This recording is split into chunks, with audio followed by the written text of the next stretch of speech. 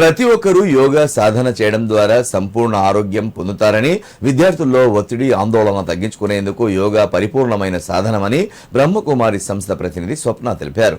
ఈ నెల 21న అంతర్జాతీయ యోగా దినోత్సవం పురస్కరించుకొని సిద్దిపేట జిల్లా దుబ్బాక పట్టణంలోని దిశ పాఠశాలలో బ్రహ్మకుమారి ఆధ్వర్యంలో నిర్వహించిన యోగా శిక్షణ కార్యక్రమంలో ఆమె ముఖ్య అతిథిగా పాల్గొన్నారు. ఈ సందర్భంగా విద్యార్థులకు ధ్యానం, ప్రాణాయామాలు, యోగాసనాలు నేర్పించారు. అనంతరం ఆమె మాట్లాడారు. రోజువారీ యోగా సాధనతో శారీరక దృఢత్వంతో పాటు మానసిక ప్రశాంతత కలుగుతుందన్నారు.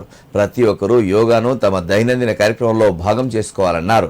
విద్యార్థుల్లో జ్ఞాపక శక్తి పెరుగుదలతో పాటు మూర్తిమత్వ అభివృద్ధికి యోగా ఎంతగానో దోహదం చేస్తుందన్నారు. కార్యక్రమంలో బ్రహ్మకుమారి ప్రతినిధి ఓంకార్, యోగా శిక్షకురాలు కవితారావు, పాఠశాల హెచ్ఎం కమలాకర్, విద్యార్థులు పాల్గొన్నారు. అంతర్జాతీయ యోగా దినోత్సవం సందర్భంగా సిద్దిపేట నుండి బ్రహ్మకుమారి ఆధ్వర్యంలో ఈరోజు దుబ్బాకలో దిశ స్కూల్లో మనం ఈ ప్రోగ్రాం కండక్ట్ చేయడం జరిగింది.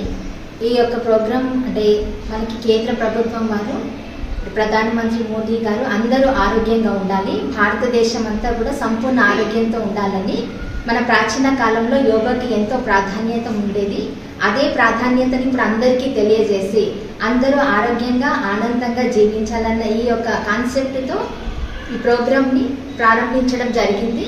సో అందరం కూడా భారతదేశమే కాకుండా ఇంటర్నేషనల్ లెవెల్లో కూడా మనము భారతదేశం విశ్వ గురువుగా అయ్యి ఈ యొక్క యోగా ప్రాచీనతని అందరికీ తెలియజేస్తూ ప్రాముఖ్యతను, సో అదే సందర్భంగా మనం ఈరోజు ఈ స్కూల్కి రావడము, మన ప్రధానోపాధ్యాయులు కమలాకర్ సార్ గారి యొక్క సహకారంతో ఈ యొక్క దిశ స్కూల్లో ఈరోజు మెడిటేషన్ మరియు యోగాసన కార్యక్రమాన్ని నిర్వహించడం జరిగింది. యోగా డే ముఖ్య ఉద్దేశం ఏంటంటే ఆరోగ్యం ముఖ్యం, ఆరోగ్యమే మహాభాగ్యం అంటారు. ఆరోగ్యం కావాలంటే ఫస్ట్ మానవుడికి మానసికంగా ప్రశాంతంగా ఉండాలి. బాడీలో ఎక్సర్సైజ్ ఉన్నట్టయితే చేసిన పనులు కరెక్ట్గా ఫిట్నెస్ ఉంటుంది. కాబట్టి చదువుతో పాటు ఈ యొక్క ఎక్సర్సైజ్ మానసిక శారీరక ఎక్సర్సైజుల ద్వారా ఆరోగ్యంగా చేకూర్చాలని, నైతిక విలువలు పెంపొందించాలనే ఉద్దేశంతో ఈ బ్రహ్మకుమారి ఈశ్వర విశ్వవిద్యాలయం వారు ఈ దుబ్బాకు రావడం జరిగింది. ఇది వచ్చి పిల్లలకి నేర్పించడం జరుగుతుంది.